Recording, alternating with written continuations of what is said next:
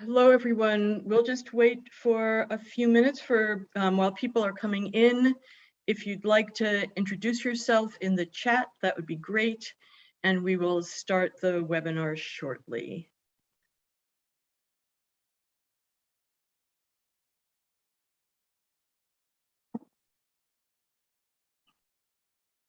Again, I'd like to welcome everyone as you're coming in. Please chat, let us know where you're with us from. Anything else that you'd like to say at this point? And we'll just wait one more minute.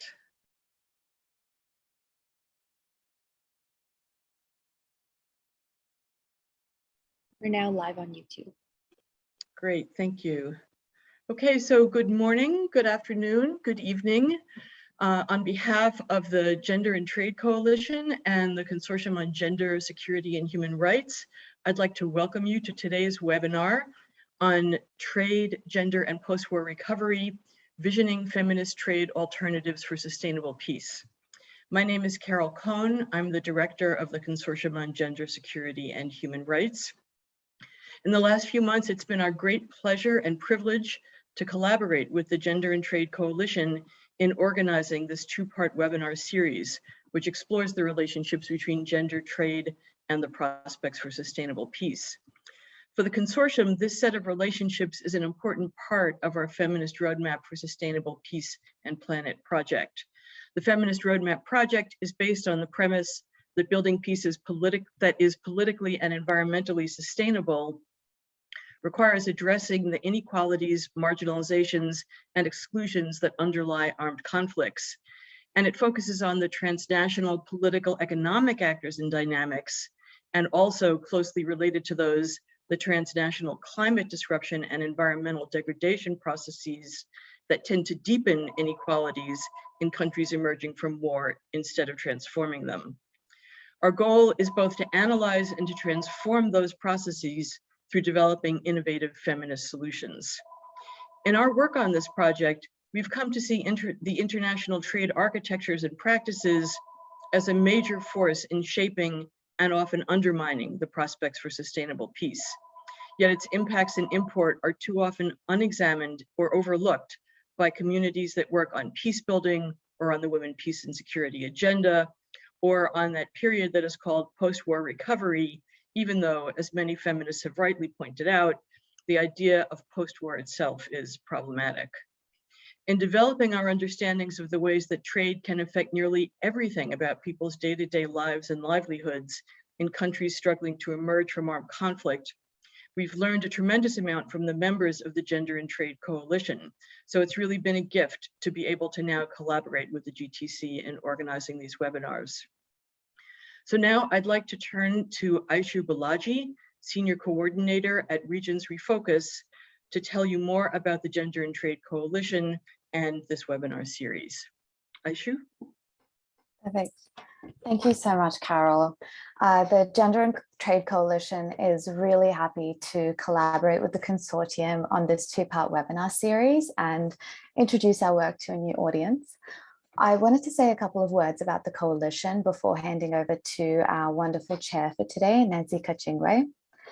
The Gender and Trade Coalition was created in 2018 in response to the increasing co-optation of women's rights by institutions like the World Trade Organization to further the liberalization of capital, resources, and labor. After feminist groups and other social movements organized for decades to challenge the neoliberal trade regime and unpack its gendered impacts, some international organizations began recognizing its unique consequences for women.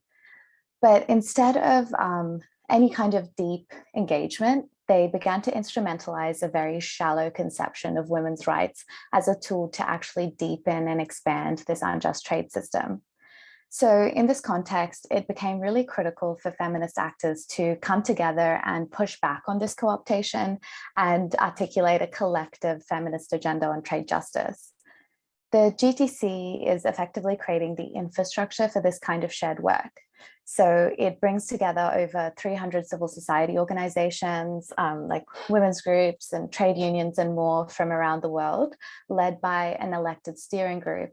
and it's generating analysis and shaping advocacy in spaces like the WTO, UNCTAD, the CSW, and more. This collaboration with the consortium offered a really exciting opportunity to extend our analysis around trade justice to consider how it intersects with post-war recovery, where part one really challenged this notion of post-war and the tendency to put trade liberalization forward as an instrument for post-war recovery and development. Part two today will unpack alternative feminist visions for sustainable peace. Thank you so much for your time, and very happy to hand over to our chair, Nancy Kachingwe, who joins us from the incredible South Feminist Futures.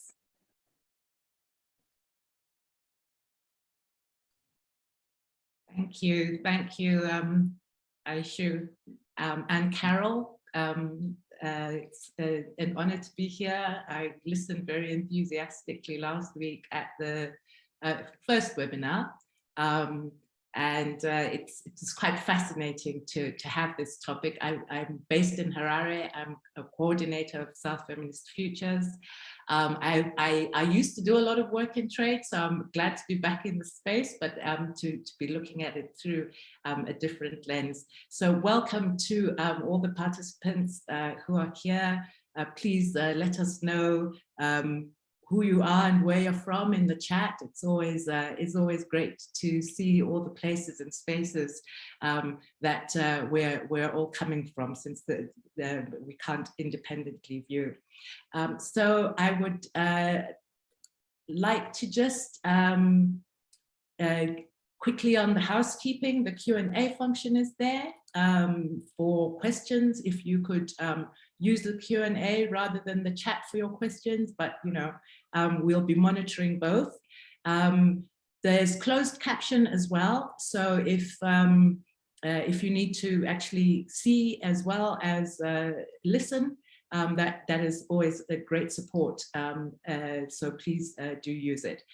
And then in terms of there's a note in the chat: if you're experiencing any technical difficulties with Zoom during this panel, please email info@genderandsecurity.org. Maybe you can repost that. And at the end of the webinar, when you leave, there is a feedback form. It was very helpful at the last webinar, so we're asking you to please take the time to give some feedback. So just in terms of how we're going to use our time in this 90 minutes, I will introduce our two panelists, Nandini and Diana, and then I will take a little bit of time to remind us a little bit about some of the points that were covered last week in the webinar. So if you'll excuse me, though I'm the chair for taking a bit of time. Nandini and Diana will then present for about 15 minutes each, and we will roll into questions and answers, which I'm sure they'll be very interesting and exciting ones coming from everyone in the audience. And if we have questions and answers to each other, Nandini and Diana, please feel free to argue with each other if you don't agree with what the others are saying. So the space and the floor to agree and disagree is all ours. So let me start by introductions.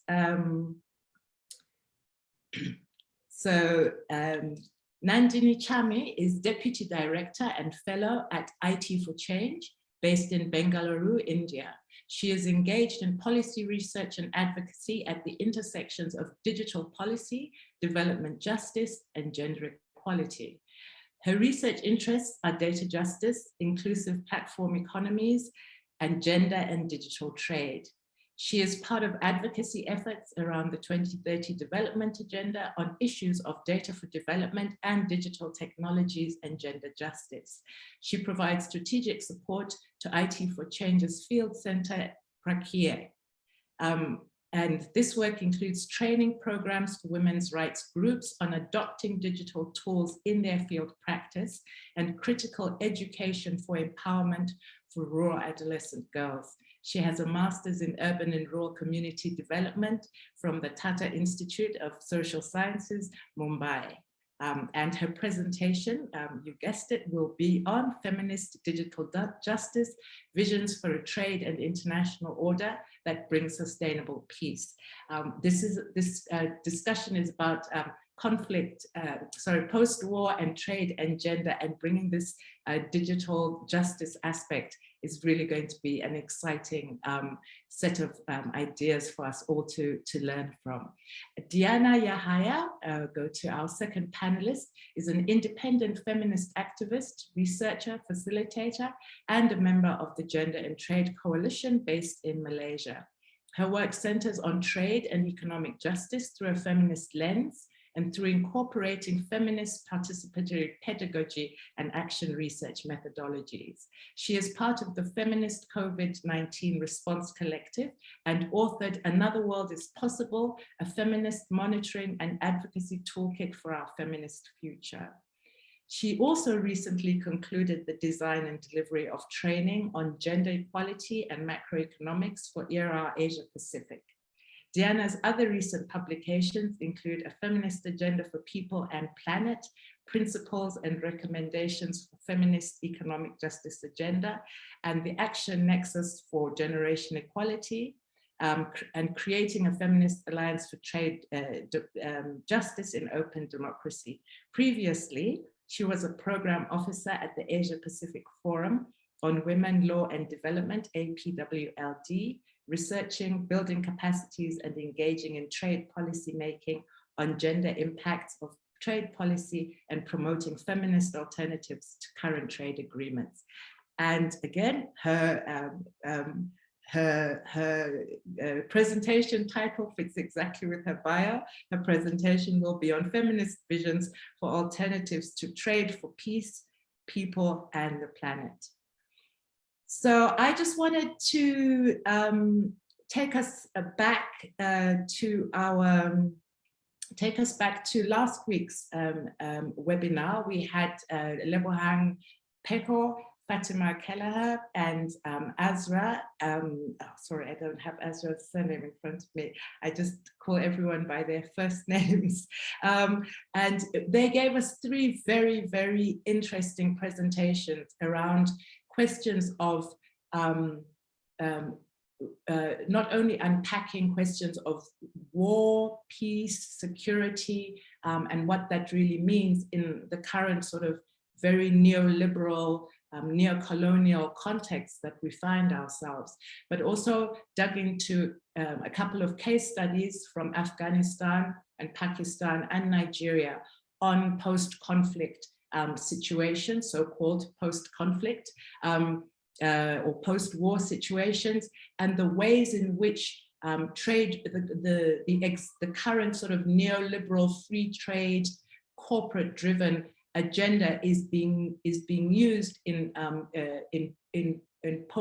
post and conflict situations in order to drive further drive corporate interests and corporate power, both over resources, over markets, and even over sort of institutions and regulations that govern trade.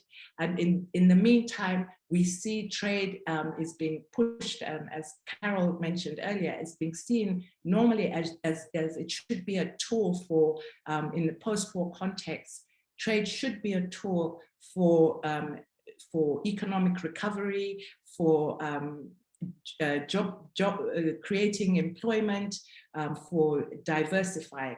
But currently, this question of the types of trade we are seeing, or trade regimes, so it's not just trade as in the exchange of goods and services, but the rules governing those goods and services is something that we have to question very carefully and ask ourselves whether these trade regimes are not in fact contributing to further conflict. Lebohang last week, as I said, we really unpacked the questions of war and peace, looking particularly at the state and its inherent misogyny and masculinization, and how in that process the state the state these days rather than adopting a posturing of development, is more often looking at all types of social economic challenges from a war posturing. So war on terror, war on poverty, war on COVID, it's war on everything. So that already always puts us in a permanently sort of militarized framing of how we deal with our problems. And she gave us experiences from South Africa, which is also, could be considered a post-conflict situation, and said we are living in this uncomfortable peace. Our past is still with us, and we're living in a siege mentality. And this uncomfortable peace is being demonstrated by all kinds of different social ills and violence, and therefore looking at questions of structural violence of the neoliberal ideology which targets women, and trade being a tool in this context of economic domination, in the same way as war and violence are tools of physical domination. Fatima and Azra gave us two very good case studies from Nigeria, Pakistan, and Afghanistan on how trade and the idea of rebuilding markets or market recovery in post-conflict situations is being used by sort of particularly by corporates. So we want economic recovery, and the idea is put forward as let's rebuild markets or bring in market recovery. But these are targeting food systems, indigenous food systems, and therefore targeting women to introduce new regimes of corporate control and by large agri and food corporations, amongst others. So these case studies showed us very clearly the ways in which this post-war so-called humanitarian machinery is operating to further corporate interests in these localities. So on the question of on these two questions, the case studies really showed us conflict situations become ideal ground for pushing these corporate agendas because there are high levels of hunger and malnutrition. Humanitarian aid also plays a role in facilitating this. Fatima was pointing to market systems programs in Nigeria, and Azra was pointing to the food fortification programs in Afghanistan and Pakistan, but in Central Asia generally. And these are being seen by these so-called, in fact, in one case, it was the philanthrocapitalist Global Alliance for Improved Nutrition, which is a corporate lobbying for market-based strategies for alleviating hunger and nutrition. This is what they call it, forgetting that we should really be looking at human rights-based strategies for alleviating hunger and malnutrition. So it's already quite a nonsense in the way that it's being put. But they were targeting the wheat, flour, and milk production markets, where women play central roles in both production and of course, in consumption of these, and these are integral to livelihoods as well as these are integral to livelihoods and incomes, as well as, of course, food and survival. So just to wind up these mechanics of using trade, aid, debt to push through sort of these corporate agendas and restructure markets, impose new regulations around production, this sort of green revolution idea coming to the fore in really penetrating food systems in the most rural localities. And it's interesting to have those two case studies and looking at how food is being targeted, particularly as we are facing a climate crisis and facing even higher levels of food insecurity, and where questions of food sovereignty and local production of food are going to be ever more important and critical. unequal. They did come up, it was quite dire scenarios, but we did get some alternatives coming from last week, which we can use to start our discussion today.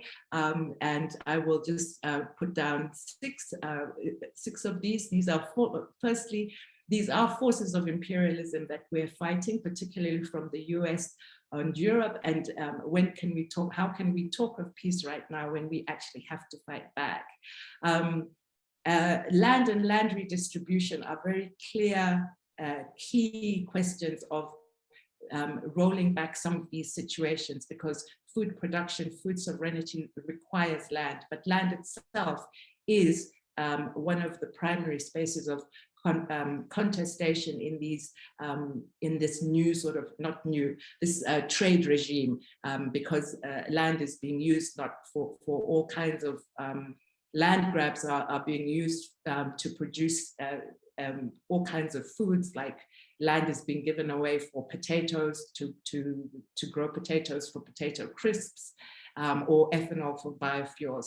So those are quite sort of, but land has to be central to our struggle and our thinking around alternatives, as food sovereignty and local food production and ownership of the means of production, primarily land. The question of the instrumentalization of women parading behind a facade of defending women's human rights from patriarchy, but we have to ask ourselves, patriarchy is certainly bad and must be fought and dismantled, but imperialism is definitely much worse in terms of how it's operating through trade regimes in our context. And finally, community solidarity at local levels, and global solidarity at our transnational levels. As always, there is no way of building futures without solidarities at all those levels. So I hope I have been able to do some justice, excuse me for going on, in terms of framing what we talked about last week. And if I have misrepresented anything, and the panelists from last week are here, I'm sure they will correct what anything that I have tried to summarize. So now for the main part, since you've had me for the first 15 minutes going on and on, I am really, really pleased and looking forward to hearing about digital justice and alternatives from Nandini. Please take the floor. You're welcome. It's great to have you here. Thank you.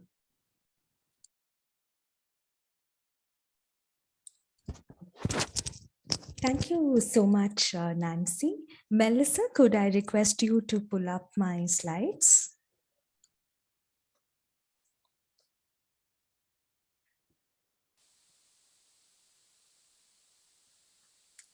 Thanks again. So let's begin with the wonderful summary that Nancy gave of part 1 of the webinar, and I'm sure many of you were also in the discussions last week. So it's very evident that an international trade and economic order that brings sustainable peace can only be something that is decolonized. This came across very strongly in all the discussions last week. And in my presentation, I would actually do this in a twofold way, that I will discuss why the current digital economic order is neocolonial, and then also try to think through along with you some of the ways by which we could challenge this and decolonize it. And I would like to hear your views and feedback on these proposals, and also hear from Diana and others on, like, how we need to join hands and work together and all these things. Can I have the next slide, please?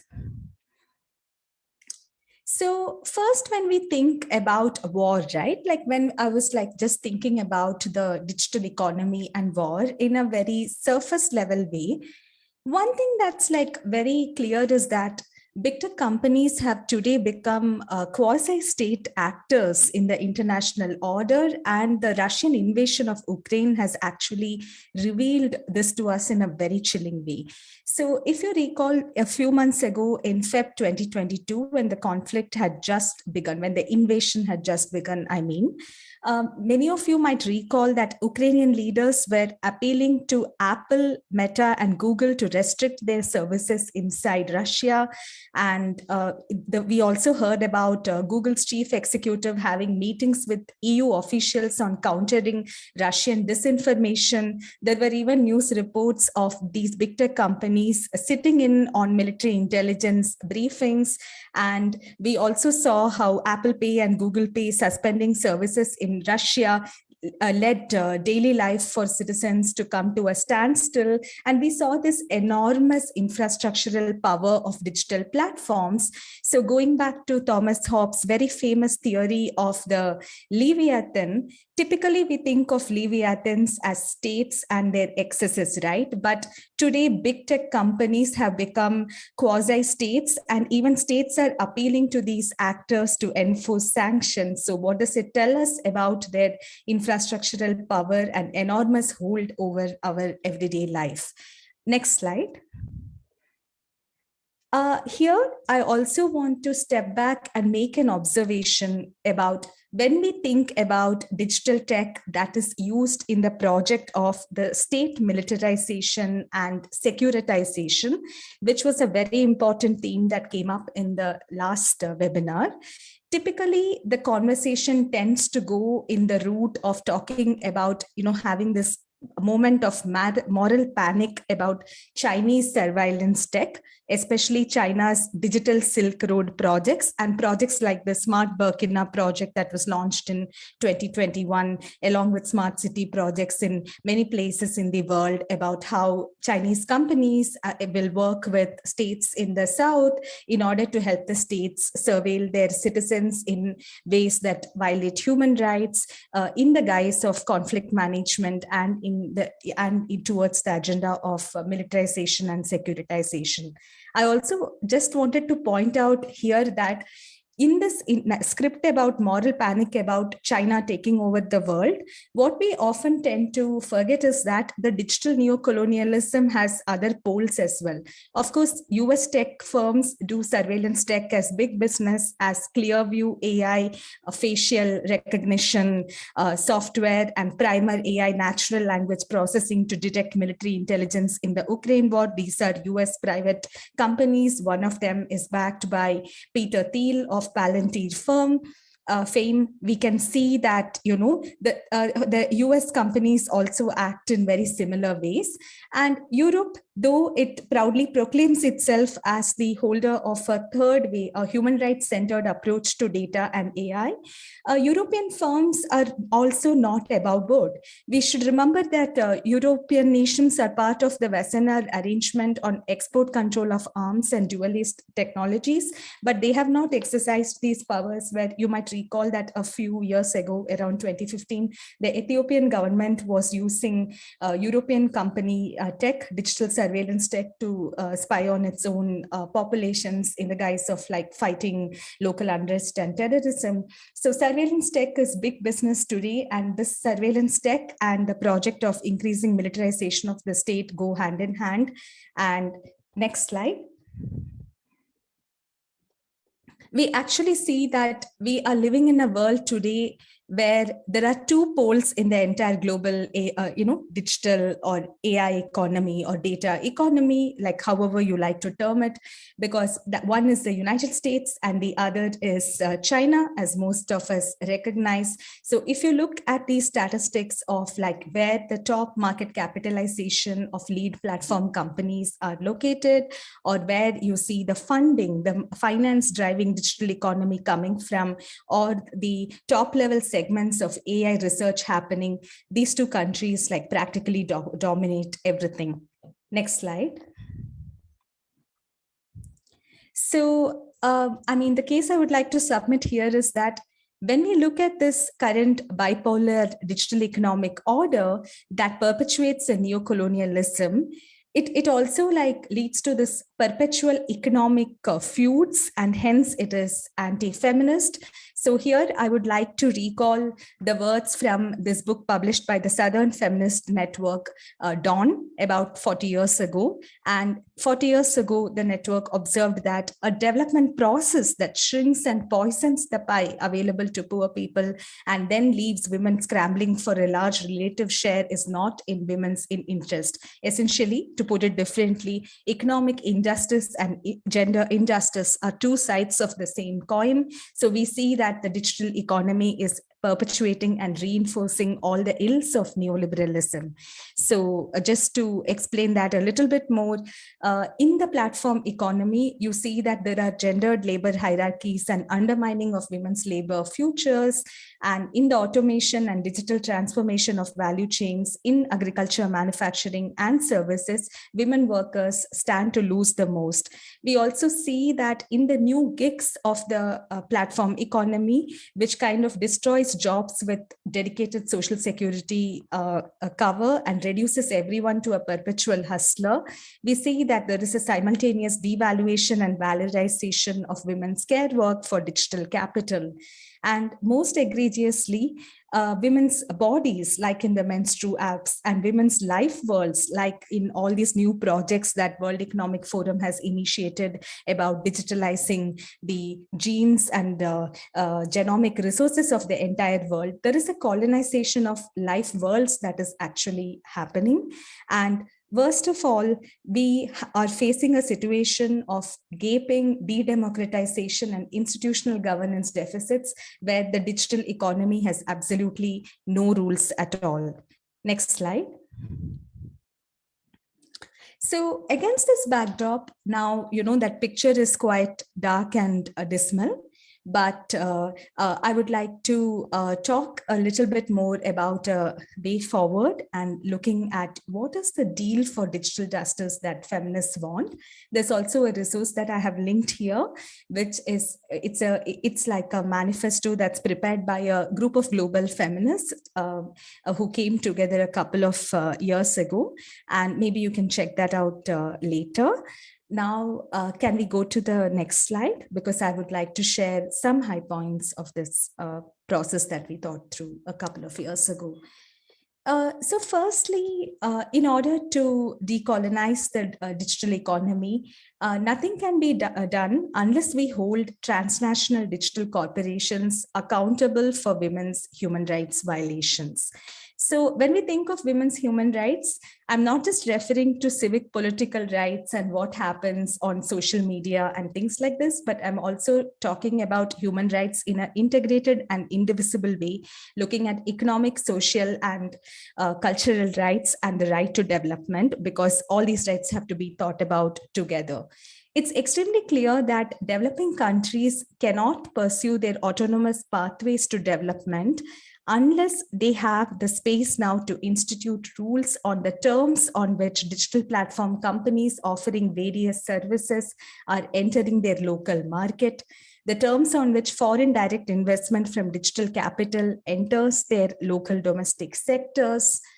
On these supposedly flat platform marketplaces, competition law can be applied in order to ensure that algorithmic opacity and algorithmic gaming does not go against the MSMEs of the global south. The micro, small, medium enterprises are not being left out or squeezed. And finally, each of the countries has their right to determine how to localize data resources, when to restrict cross-border data flows to protect human rights and strategic economic interests, in order to ensure that just like natural resources, data resources are able to be used to grow their domestic digital economy. So this may seem like common sense and fairly obvious, but what is really chilling is that right now at the World Trade Organization, there are joint statement initiatives, plurilateral trade agreements that are of questionable legality and actually quite illegal in fact, that are being negotiated by blocks of countries on different topics like e-commerce, the domestic regulation of services, and the investment facilitation, where essentially the powerful will go on making rules and impose them on the powerless. And in effect, what this will mean is that no country in the South will be able to regulate platform capital, and it will not be able to pursue its growth pathways in the data and AI economy. And we can also discuss this a bit later. And I'm sure Diana will also be talking about these illegal joint statement initiatives in her presentation and why we need to challenge them. Next slide. Secondly, it's not just enough to have a negative agenda of saying no to trade injustice, right? We also need to pursue at our local levels the search for alternatives that can bring us a fair share in value. And here I would like to point out how capitalist platforms thrive on data extraction and data exploitation, like we all know. But that doesn't mean we throw the baby out with the bathwater. It's important to explore alternative models, alternative cooperativist ways of exploring platforms that can actually bring a fairer share of value for local economies. So in this diagram that's here on this slide, you can actually see that data extractivism thrives on value expropriation by digital capital. And typically in the world right now, there are three ways of thinking about alternatives. So one is an approach that has been tried by many alternative groups in the European Union. And that's an approach we like to call data minimalism, where the idea is that let us just build platform marketplaces which do not collect any data or use data-based intelligence. Let's just try to use the internet in a pre-big data way. Unfortunately, in a market where dominant intelligence platforms exist, this is not sustainable, right? Because you cannot, if you run a car cooperative that does not collect data and do intelligence-based matching of taxis, you cannot compete with Uber, which thrives on data exploitation, and Uber exists in the market. The other approach that some cooperatives, especially in the South, were pursuing is like data maximalism. And this brings us to the problem that Rosa Luxemburg has talked about, where worker-owned enterprises mimic the logic of capital. And this leads to unsustainability in business practices for obvious reasons that I think I don't need to go into. So that brings us to the third model of data collectivism, where the idea is that the local economy retains the value. And if you collect data for workers, then you use the intelligence in order to make connections and do network linkages, which will bring a greater share of value for them. For example, the Cooperative Federation Seva, which is run by women workers in India, has tried these models in many sectors, including beauty services, agriculture, and so on. And this is not easy to compete with mainstream platforms, but the quest for alternatives remains, and public support and state support in terms of funding or platform data architecture, that becomes extremely important. Now I come to my final slide. So the final point I would like to say is that in the digital paradigm, we need democratic governance frameworks. So right now, there's a business as usual multi-stakeholderism, which prevents any rules from being forged for the people. And you just have a situation where big tech is governing big tech. So this needs to change. We also need rules for data, which bring the non-economic and economic aspects of the data governance question together. So it's not as if the moment privacy and personal data protection is solved, data can flow freely and, business as usual where US and China dominate can continue.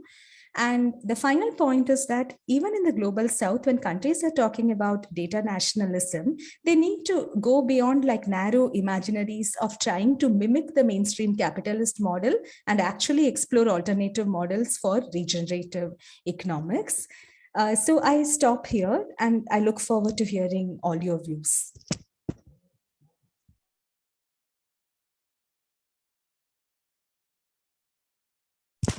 You're on mute, Nancy. Yes. Thank you so much.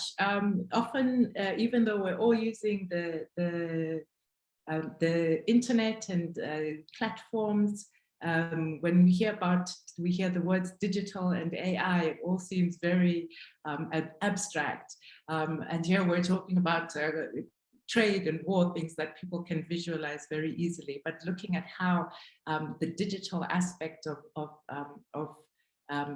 the way so much of the economy is run, and how this is actually affecting us very directly in terms of how we live our lives, how we're governed, who profits. So thank you so much for really making these questions concrete for us and providing us with a very interesting set of alternatives that I would be great to continue exploring. And I hope if you are able to provide the link to the manifesto or whatever further resources there are, please do post them in the chat. I'm sure many of our panelists would really love to explore these questions of feminist digital justice further. Now on to our second presenter, who is going to continue on the around the question of alternatives. It's Diana. Would you like to turn on your camera? And we are very happy to hand the floor over to you. Sure. Thank you so much, Nancy, and good evening, good morning, good afternoon, everyone. It's such a pleasure to be here with my fellow esteemed panelists, as well as moderator, and with all of you to be having this conversations around how do we reimagine a different kind of trade system, as well as regime that is both feminist, that is just, that takes into people, planet, as well as peace into account. And I'm actually gonna start off by sort of like premising that because the current trade rules is largely sort of like fundamentally framed around this idea of winners as well as losers, you have a system that inevitably is inseparable from war, from conflict, from violence, and that imagining in different sort of trade system would require us to challenge that fundamental aspect of the trade system in the way it is being framed and designed before we can actually imagine all of the other different aspects that a feminist alternative trade system could potentially look like. So I'm sure a lot of you have probably heard a lot of governments would often say that trade inevitably will produce some winners and produce some losers, always, without fail. And this premise of winners and losers, well, pardon that use of word, this is basically what a lot of trade negotiators and governments actually use themselves, because you insist that whatever it is, there will always be winners and losers. You have a situation where you will have a substantial level of number of the population who would question why do we need to be losers as a result of these trade rules. And especially as well, when you have a set of rules that inevitably actually creates more losers than it actually does create winners or people who benefit from them. And then you have most reasonable people thinking that, no, I don't want to be a loser as a result of the set of rules that I'm being subjected towards.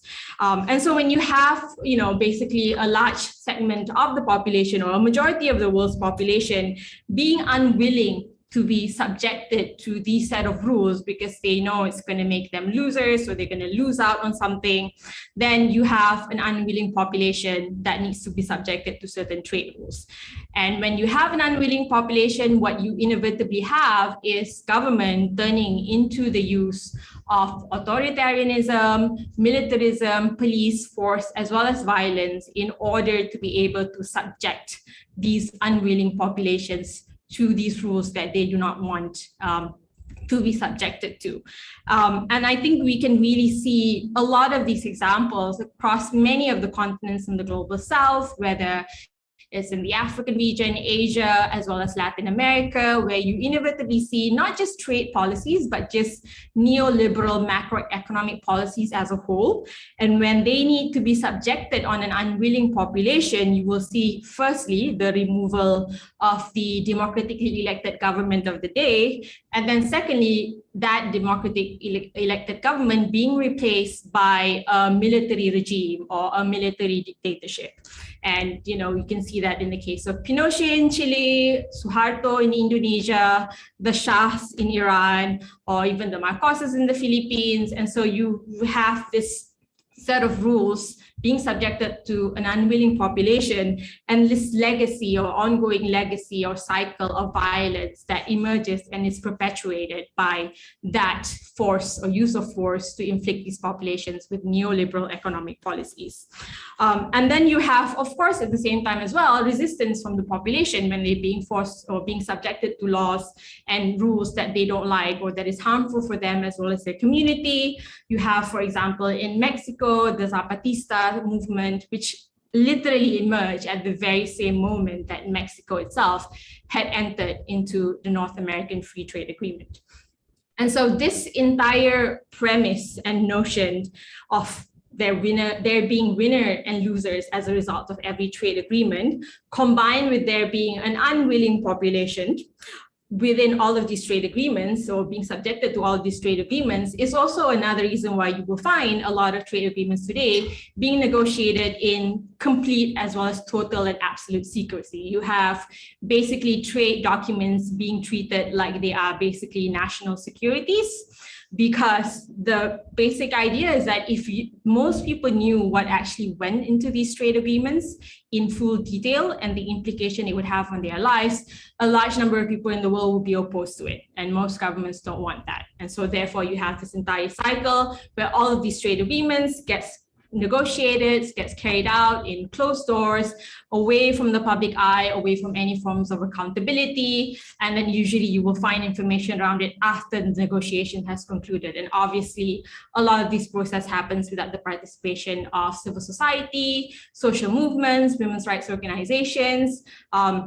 In some countries, you don't even have members of parliament, like democratically elected members of parliament, having access to any of this negotiation process. And so that's really part of that whole narrative about like, how do we set these rules on these unwilling population? And one of the ways to do that is really to exclude people from actually knowing about this process as well as informing this process.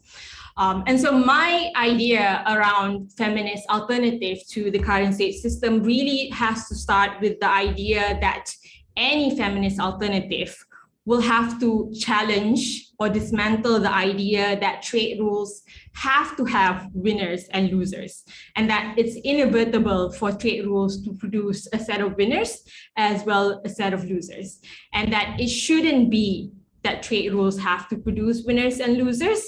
And then perhaps, to consider that if trade rules do have to produce winners and losers, no matter what you do, then why do we need these sets of rules in the first place? Because it's going to inevitably produce winners as well as losers.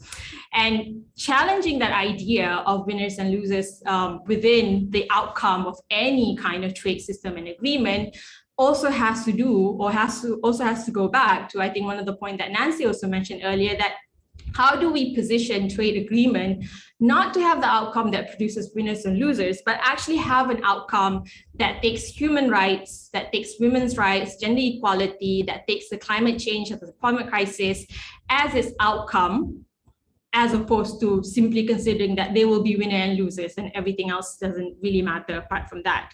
And so it's really the idea that how do we center human rights within all of trade negotiations, trade policy making, trade making processes for all governments and all countries around the world, as well as within all of the large multilateral system and spaces such as the World Trade Organization, where a lot of these issues are also being discussed.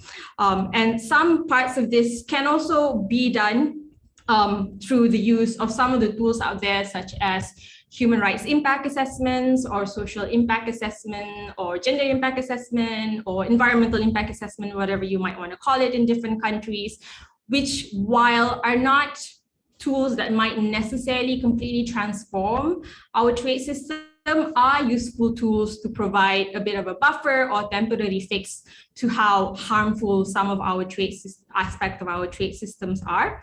And yet a lot of these impact assessments, and they are actually quite a range of frameworks and tools and resources that has also been put out there by different human rights experts, as well as women's rights organizations and other human rights organizations. And you find that many of these impact assessments are hardly ever if at all, utilized by any governments in actually designing their trade policies, or meaningfully utilized by any governments in actually designing their trade policies. You will find in a lot of instances where governments do carry out some forms of human rights impact assessment, and even when that assessment comes out themselves, where the government carries it out and it says that this is going to cause harm to people and produce a lot of losers, with harmful consequences, especially on women, on communities, on poor people, you still have a lot of governments insisting that, no, we still need to sign these trade agreements. Yes, it's going to be harmful, but we still need to sign these trade agreements, whatever the neoliberal globalization rationale usually is accompanying that. And so you have even something as simple as impact assessment not really being utilized or meaningfully utilized by a lot of governments to actually ensure that these trade rules or these new set of trade rules that they enter into do not end up or do not turn into harmful effects on communities as well as women. And then I think it also has to do with this idea that because trade is inevitably harmful, and I'm wanting us to all also wonder as well as question among ourselves, do trade always have to be harmful? Like, does it always have to look the way it currently does right now? Or does it have to be carried out the way it currently does right now? And I personally think, and I would like to premise here, that people have always traded, people, communities have always traded across centuries, even before the idea of nation states or borders even came into the picture. People have always traded, and that sort of trading, along with migrations and so forth, was sort of instrumental in a lot of the different continents around the world in really shaping and diversifying the culture, the food, the practices, and the religion of the people within that continent or within that area, right? And so that the idea that trade needs to look the way it is right now and that it's harmful and it produces winners and losers is also questionable, because there was a period of time where people simply trade and didn't need to rely on international governing rules to help them trade or to allow them to trade and for them to trade in a way that benefits all of the different communities. And so if that was possible back then, or several centuries or decades ago, then perhaps then the idea is, the question that we need to also be asking is, what exactly is wrong with the current set of trade rules? And I think one of the idea and one of the premise that I would like to suggest here is really the fact that this current trade system, in the way it's written at the World Trade Organizations or in all of the other different bilateral and multilateral trade treaties, is really so much more expansive and broad and, you know, over-encompassing all of the aspects of our lives that trade rules, perhaps several centuries and decades ago, didn't actually have. And I think, you know, the example that Nandini had around how much of the digital economy is also emerging as a key conversations within the current trade system. And then you also have all of the other conversations around seeds, around the sharing and exchanges of seeds, as I think a lot of the panel in the first speaker also spoke about our public services, like how much access you have to your water, to your electricity, and so forth. And all of these increasingly becoming actual issues within the larger conversation around trade, when once upon a time, trade was really just about selling of goods. It wasn't even about necessarily, as when it first, like some of the original forms of trade agreements, it wasn't even about selling of services. It was just literally the selling of goods between two different countries and the tariffs that you attach to the sale of those goods, right? And so I think some aspect of, you know, reimagining this new feminist alternative to trade would require us to reimagine a trade system that doesn't have all of these new set of rules that didn't have before, and also new set of rules that perhaps are not suited to be discussed and negotiated within the trade system, and perhaps should be in fact discussed as well as negotiated within other domains that are much more suitable, and where the overarching interest and goal of that space is not profit or is not intended on producing winners or losers, but is really intended on, you know, the well-being of the people, the planet, of women, of different communities, of sustainable development, and so forth. And so some aspect of this current trade regime in the way they exist, the investor-state dispute settlement, for example, the patent rules around seeds, around medicines, all effectively would need to be dismantled and completely removed in order for us to imagine like a new set of trade system that is more feminist and that is more just. Mostly because, as Nandini has also mentioned, a lot of these rules obviously undermines the ability of a lot of developing countries, as well as these developing countries, to actually regulate and create necessary domestic laws and policies or infant industries and so forth, which a lot of developed countries had done in the past, but are now effectively refusing developing countries from doing the same thing. And so some ideas around, and while this might not be the best idea, the ALBA sort of like trade agreement between Venezuela and Cuba, which is the first thing that comes to mind, though is not perfect, is an interesting idea of how government can consider other models of trade agreements that isn't just about expanding your current market access. Because what we do have right now is basically governments being forced to open their market to large multinational corporations to sell things within their market, which they are perfectly capable of producing themselves. And I think that's ultimately is the problem with a lot of this current trade regime. And I think this idea that we could consider a trade system that just meets the needs that you have in a country, because we live in a climate change era and you can't necessarily produce everything you need within your own country, and that you should be focused on what are the needs within a different country in a complementary, and I guess you could call barter relationships.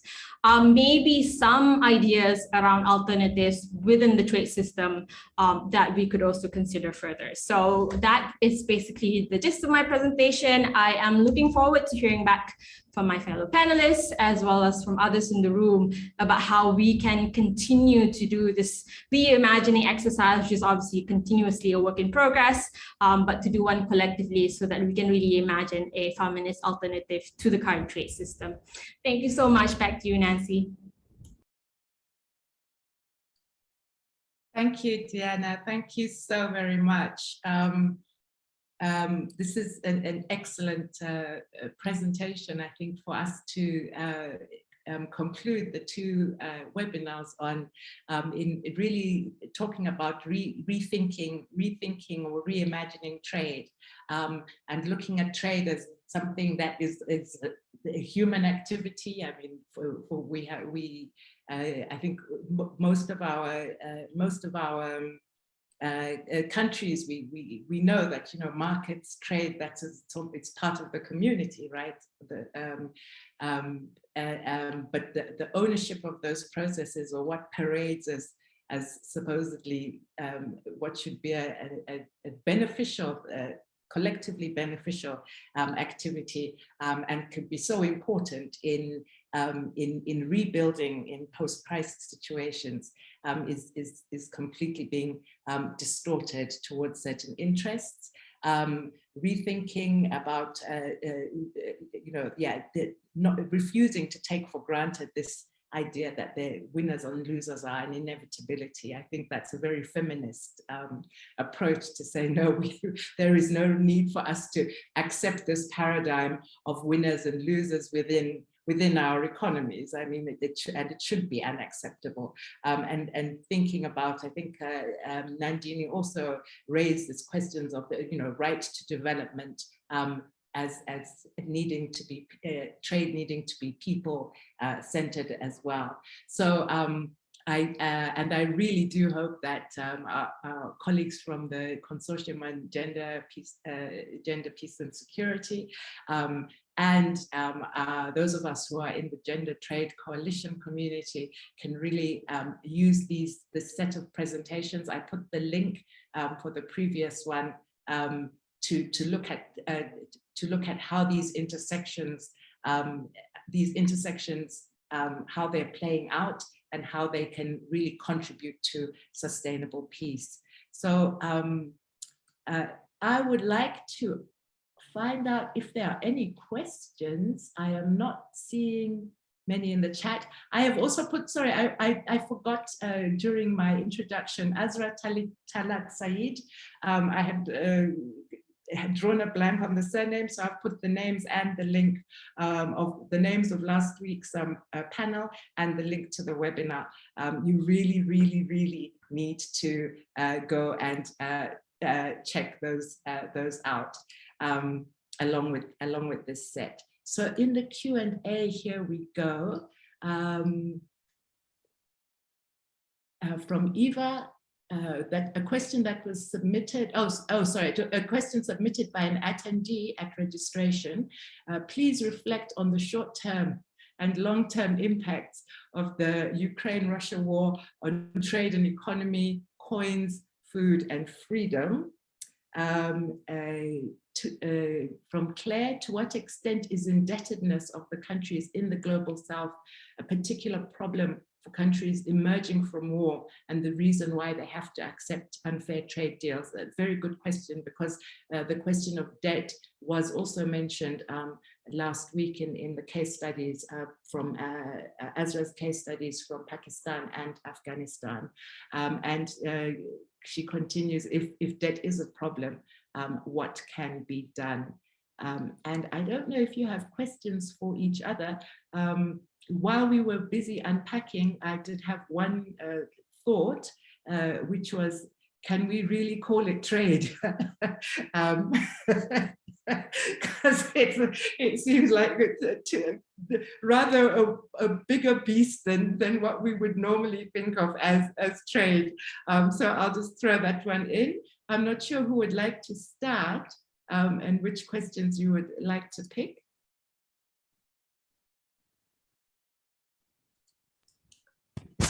I can take the first question, or part of it I can take. And I also have a question for Diana after that. Great. So looking at the Russian invasion of Ukraine, and I really was intrigued by the last part of the question on what does it mean for freedom, also because of my location in the digital rights advocacy space. So we have seen a lot of mainstream media publicity about how big tech companies have become the defenders of freedom in the Ukrainian invasion, right? Like all the, the exiting from Russia, not like giving digital services in Russian territory, trying to make things hard, using or enforcing private sanctions, like in the case of Apple Pay and Google Pay not working. And this is entire rhetoric. What's really interesting is that when big tech companies, like all the time, they have only followed a US agenda, and here too we see that's what is happening. So we all remember about 20-25 years ago when the global war on terror was initiated by the US. Operation Infinite Justice was renamed as Operation Infinite Freedom or something along those lines. And we remember that Hillary Clinton had really pushed for the idea of internet freedom and internet openness, right, as like a particular US liberal value for the whole world. But who has the internet openness benefited? And internet freedoms actually have just been that a particular US model and US hegemony over the world is enforced. And it seems most ironic now, considering that just one day ago, one of the billionaires of this planet has just privatized the world's biggest public square, right, which is Twitter. You must all have seen the deal between Elon Musk and Twitter. So what is it that we are talking about when we think that, big tech are these neutral defenders of freedom? They are these radical stateless places. I feel we should reflect about this very seriously after the entire media publicity on this. Now I come to my question for Diana. Diana, you said something extremely important, also like acknowledged by one of the participants as well on the chat, that we have to stop thinking about these winners and losers paradigm, right? And Nancy also said that. Now, one of the things that we see in trade deals, and especially in the context of digital trade, when there is a race to become AI leader and not to be an AI laggard, whether it's a country like, take a country like India, for instance, or a country like South Africa, the whole idea is that they want to model themselves on a China, right, or something else. We are not thinking of a new way to be a leader in the global space, or we are not able to think past this scramble for resources logic. Do you have any thoughts on what can be done to decolonize the thinking that policymakers have? Like, what should we be doing? This is my question to you. That was a very tough one. But I mean, I think firstly, like, I just want to echo Nancy, because you've raised a really good point, Nancy, at the beginning just now. Like, maybe we should stop calling these trade deals, because they're clearly not just trade anymore. Like, they are about, you know, your food, like what labels can you like put on them or not put on them, whether they can be GMO'd or not GMO'd, who has the right to them, whether you can, you know, keep your seed in pots like you have for centuries and then give it to your neighbors in the next seasons or not. Or, you know, whether you have, you are able to produce new medicines when you have a factory that can do that, as long as you have access to the patents, you know, and then also like just like whether your services are being provided by the government or it's being provided by the private sector, and then how much are they making you pay when you access those services, and the quality of those services when they make you pay for them, right? And so they're so broad right now that maybe one of the paradigm shifts we should be having as well is perhaps to acknowledge that these are not just trade deals anymore. These are basically rules and regulations around every aspect of our lives. And then maybe once we start calling it that, we can consider that this should not be taking place in the trade agreements or negotiations or domains anymore, because you're not about trade, right? It's sort of like my first point. And then I think that the second point that I think I was also seeing in the chat box, sorry, in the Q&A around debt. I think it's really important to note that the debt responses or the debt reliefs for post-war European countries have been very different from the post-conflict or post-war global South developing countries. Like, I think there's no doubt that there was a huge amount of debt relief that was given to Germany, especially after World War II, which for whatever reason has never been offered equally or in similar ways to many other indebted countries in the global South. I think it's the first thing. And then I think the second thing on that is that many of the debt incurred by developing countries in the global South are also colonial debt. They're not necessarily debt in the same way Germany had incurred their debt due to their involvements and participation in World War II. A lot of the developing countries, like say, for example, in Cambodia or Indonesia, where the region that I'm from, the debt that both countries still have until today were actually debt they had to took on in order to be able to secure their independence. So it was an exchange thing with the Dutch as well as with the French, where we will take on the debt from you in exchange for you giving us independence, right? So this idea that the responses towards these two debt in the two regions and the two continents throughout time have always been unfair and unequal, as well as in many cases, as well as unjust. And then I think that that's probably the first thing that we need to address. Like, why shouldn't a lot of developing countries today be entitled to the same amount of debt reliefs that a lot of the developed countries, European countries, had post-war, right? And then once that idea and that question, I think, around debt and what a lot of developing countries are being forced to do in the name of their indebtedness, is challenged and dismantled, then maybe, as you have also rightly pointed out in the question, if you're not being subjected to paying back your debt, then you can consider other forms and other alternatives of macroeconomic policies within your country, whether that would be in the form of trade or whether that would be in other forms, like how do you design your monetary and fiscal policies, right? Which today, as many of us know, is severely constrained for a lot of countries because of the debt on top of the trade, as well as other macroeconomic policy rules. And then I think on Nandini's question, maybe this is also a conversation that, and maybe it goes back to the first point about how this is not about trade anymore. This is about our entire economic system, right? And maybe a lot of the shifts, and perhaps a lot of the shifts do actually need to happen in our broader conversation about how we define development and what that looks like for different people in different countries. And it's true that a lot of developing countries and these developing countries view them in only one particular way. And then you have people in the developed North as well also viewing them in a particular way. Like, sorry, you didn't have internet access or roads in every aspect of your country, then you clearly are not developed, right? Even when communities that are flourishing, have food security, are able to like exchange and don't actually need anything else that is perhaps monetary in nature, but that is often not considered as development or even considered as part within the economy, right? And that's really an area for women, because women are often so much in the informal economy that many times we do things that benefits our community and our society, but it doesn't factor at all in any meaningful ways within the economic system. And so I think it's probably maybe in many ways a shift in the entire paradigm of what we define as economy or as valuable or productive, pardon that use of word, of productive activities within the economy, and what other things that women do, especially and within our communities, are also as valuable to our economy, but has never really been, considered or calculated or taken into acknowledgements or even recognized by governments and even sometimes other people within our country and community. And I actually also have a question for Nandini following her questions to me. I think one of the things that has been always fascinating to me about the rise of the big tech is how it's requiring us to shift our thinking from the old traditional big corporations. Because obviously, for so many of us in many parts of our world, we know the big bad corporations that literally exist physically in our countries, right? Like the Shell, the Chevron, the ExxonMobil, the Monsanto, like they are very physical. And I think that's part of the reason why movements find them easier to imagine, both a resistance as well as a challenge, because oftentimes they're so real and there in your community, right?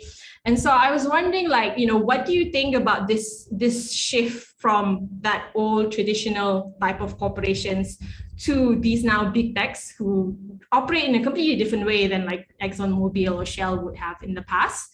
And then do you imagine that as we continue down the line, that these big techs would eventually become more powerful, or maybe to some extent also subsume the powers of all the other traditional multinational corporations? Like what do you imagine in terms of like how do these two different type of big techs, well, the big techs versus the other big corporations versus each other as we go, ahead in the future as well?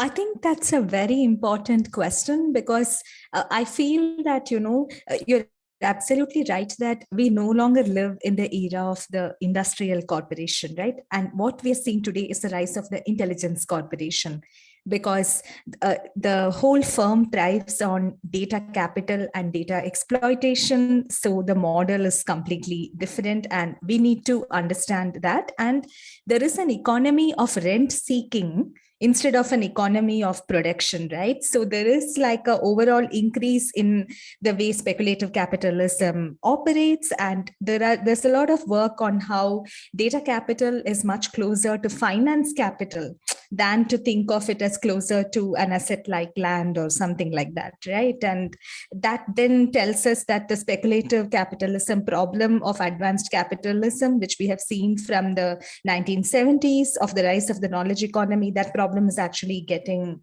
worse. Then to answer the second question, I think we already see two type of trends, right? One is like where you see digital companies start out in one space and then they start, entering into other spaces, like Amazon being the classic case, right?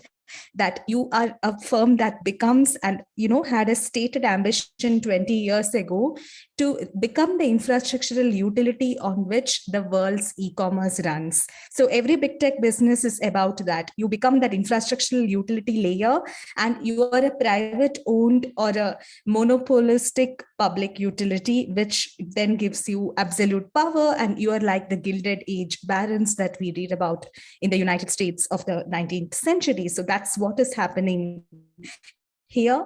And all the studies from 2017 actually show that economy-wide, the rise of these superstar firms are just leading to an exacerbation of monopolistic tendencies and the rise of inter-firm inequality throughout, and inter-country inequality as well, because where are these firms with market capitalization based, like the UNCTAD point tells us.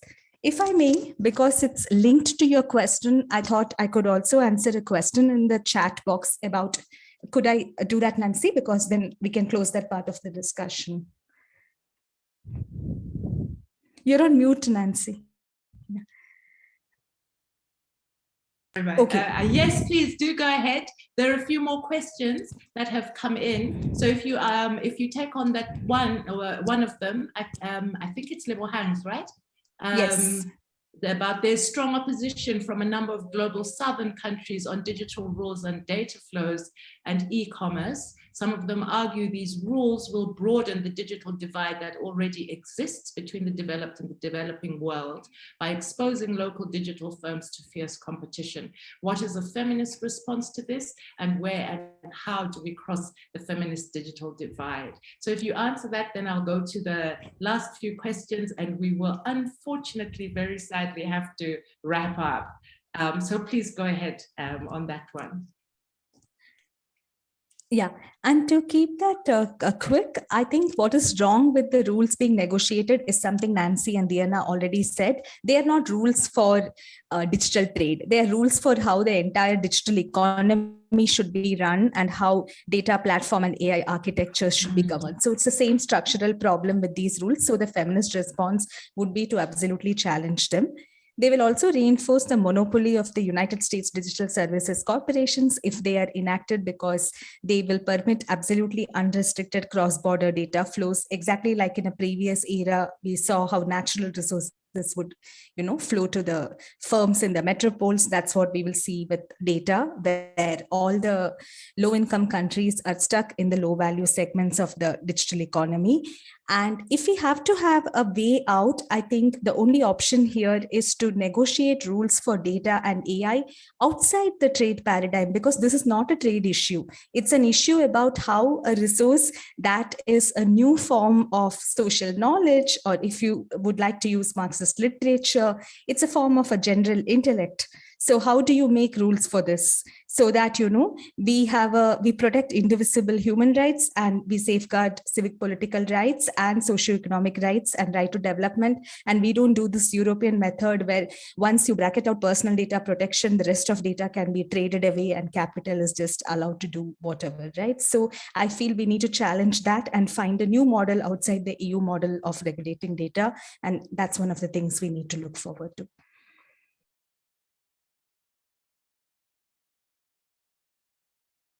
Thank you. Excellent response. Really giving us lots of thinking about how broadly we do need to rethink. Just to get to the last few questions, from Patricia, how can appropriate low emissions technologies, e.g. for transport, communications, cooking, lighting, pumps be developed and shared throughout the global south without corporate intellectual property and other barriers? Is there a movement promoting this? Another question submitted anonymously: in thinking about feminist alternative trade frameworks that would support the building of sustainable peace, you have emphasized that new arrangements will need to be more locally and democratically controlled. But would you both be willing to talk more about key elements of your own vision of what a feminist international trade regime might look like? And then the final one, I think, is all speakers mentioned the potential for trade if the rules of the game were different, the potential for trade to be of positive force if the rules of the game were different. Does consideration of the carbon emissions of moving goods around the world complicate that picture? Great. So I think we have about 10 minutes left. Please do take the questions that you can, and I will try and give a couple of minutes at the end for concluding remarks, but we're almost wrapping up. So please, I think Diana, quite a lot of them were trade questions directed at you. So would you like to take on a couple of those or give your thoughts around them?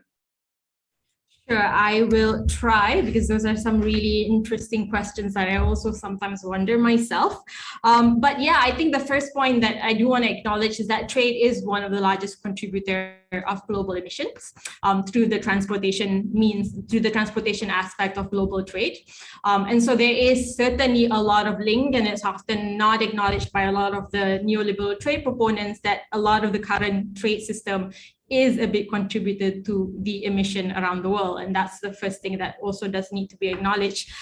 Because I think following that, if we go back to this idea and really challenge this notion where you are liberalizing your domestic market, or you're providing market access in your country to goods from outside your countries that you are perfectly capable of producing yourself, you are contributing to emission while, basically procuring goods that you don't necessarily need to. And I think last week's panelists, Azra especially, did really highlight that how a lot of the market access for countries in the global south is really about large multinational corporations from the US, from Europe, selling the exact same things that countries that they're selling to are perfectly capable of producing themselves, or had the capacity to produce it, but was, considerably diminished because of the trade policies through seed policies or patent policies and so forth, right? And so if we go back to the idea that trade is really just about what you need, right? If you're not able to produce it domestically, and there are certain things that some countries aren't able to produce domestically, but even more so you could when you do have the right set of technologies and patents. But let's say hypothetically, there are some things you cannot produce or make domestically. And then the purpose of trade is really just to regulate those things that countries aren't able to produce domestically. Then already that makes, I think, a huge amount of difference in terms of the level of global trade and the kind of emission that it's currently producing globally. When, I'm from Malaysia and we eat a lot of rice, and so many of our rice don't even come from Malaysia. And that makes no sense because we're perfectly capable of producing our own rice, and yet we don't, right? They all come from Vietnam. And so that's not necessary, right? And then I think that follows that point around technology sharing. Unfortunately, even though a lot of trade proponents says this, a lot of the trade rules don't actually ensure technology sharing or technology transfer. They usually will have some nice chapter that says, yeah, share technology, blah, blah, blah, but it doesn't actually mean anything, because oftentimes these policies or these chapters get circumvented by more tighter intellectual property laws around patents, around copyrights. And I think for many of you who might be following the entire conversations around the TRIPS waiver at the World Trade Organization, I think it's such a good example of just how much some of these trade rules undermine, even in the most urgent time and a crisis moment, the actual technology sharing and transfers to developing countries, many of whom actually do have the capacity, but simply just don't have the patents and the technology information and know-how to produce vaccines as well as treatment for COVID around the world, right? And so a lot of these current trade rules actually undermines technology sharing, even for technologies around cutting down emissions or for renewables. I think the United States have a fantastic example of how that works, because India has been continuously sued by the US for protecting or basically creating a carve out for its domestic renewable energy or solar panel production industry, which is a very sort of like goal to ensure that you are able to basically produce these kind of things domestically, right? So they've been continually sued by the US government, and they have lost at the World Trade Organization. And then ironically, India then in turn decides to sue the US government, because a lot of the states, not the federal government, but a lot of states government in the US also have their own domestic renewable energy industry that they will protect, because it's all part of our long-term goal to shift everybody into renewable energies, right? And so, it's such a fantastic illustration of how these rules just allow governments to continuously undermine even any local domestic efforts to actually create and transition into more sustainable, green, as well as renewable energies. Thank you. Thank you so much. Thank you for responding to, I think, a lot of those, most of those questions, taking on the questions of intellectual property rights, and also, bringing in this question of the importance of domestic production for Africa, for example, we are so dependent on raw material extraction to this day, and our governments and leaders will talk about beneficiation and added value and so on and so forth, even though it's still for export, rather than really looking at diversification of domestic production, and in a sort of cliche sort of term, consuming what we produce, rather than consuming what is producing for consumption elsewhere. So those are really important fundamentals that we do need to continue to go back to. And we have I think 5 minutes left, if that. So I'm going to ask for the final comments. Yes, there are 5 minutes remaining. So you have a couple of minutes each for some final thoughts around the questions of sustainable peace, trade, and post-war recovery in the sense of rebuilding and reconstruction at the end of conflicts or in conflict affected situations. I'm interpreting things in a very broad way, but and picking up from last week and this week, recommendations, way forward, what should we all go off and do from here? Please give us your thoughts, and how there are various struggles and so forth that we can continue to support as we have these two communities from trade and development and trade justice, and from gender, peace and security coming together. Thank you. Who would like to conclude? I have Diana in the screen in front of me. So would you like to, and then we'll finish, and Nandini will give her last couple of comments after you.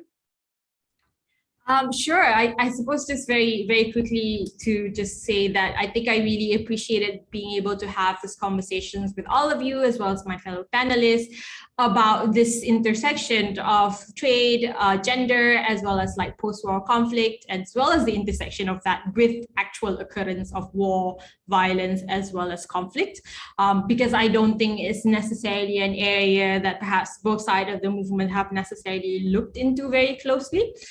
So I think it's really been a wonderful experience to have this conversation with all of you this evening. And then I think I will just sort of close by saying that there's such a growing movement, I think, for both feminist peace and justice and security, as well as feminist trade, feminist economic policies.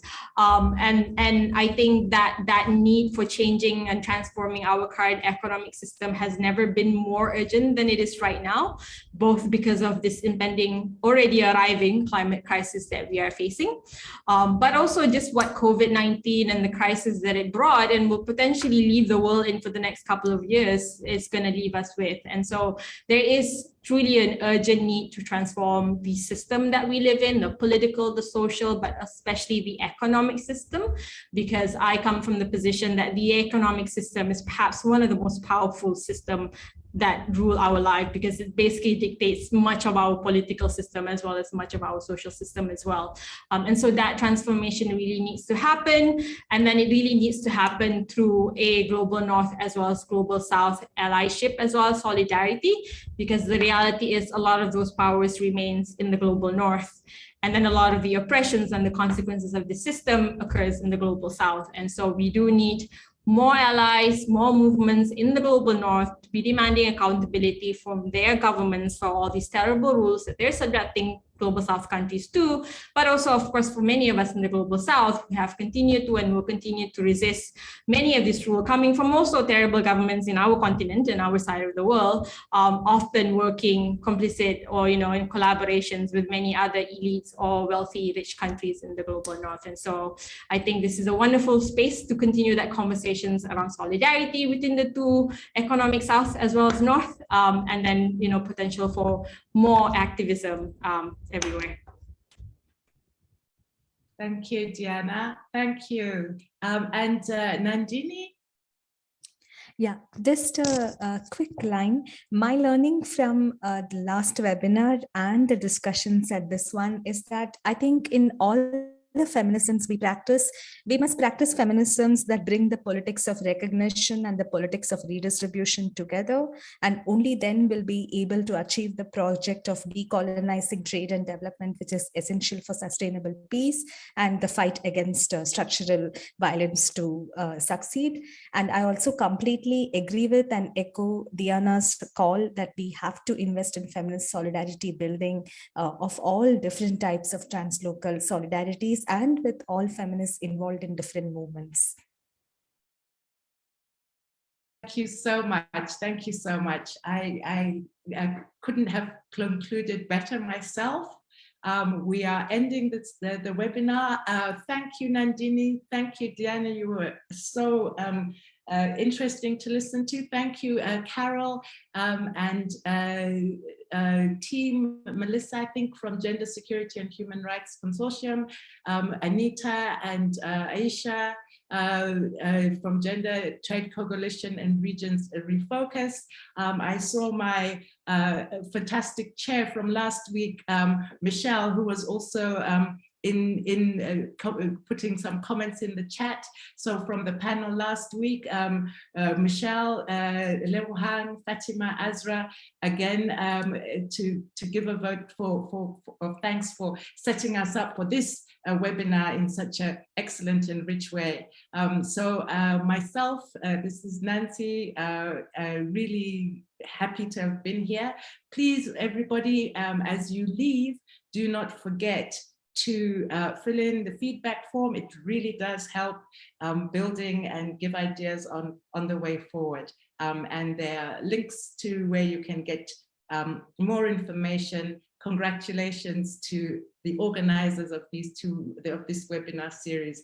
It really has been excellent. And thanks to all the participants as well for making the time and being here. Please do share YouTube links after this, so that we can share all these great learnings from the 2 webinars with our comrades in other places and spaces, in the feminist and otherwise, where they think feminists aren't thinking about things. We need to show them that actually we're way ahead of the curve on many of these topics. So please, yes, do share and tweet. I think that's the end now. So I am signing out.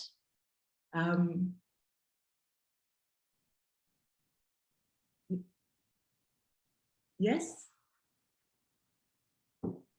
There's lots of thank yous coming in.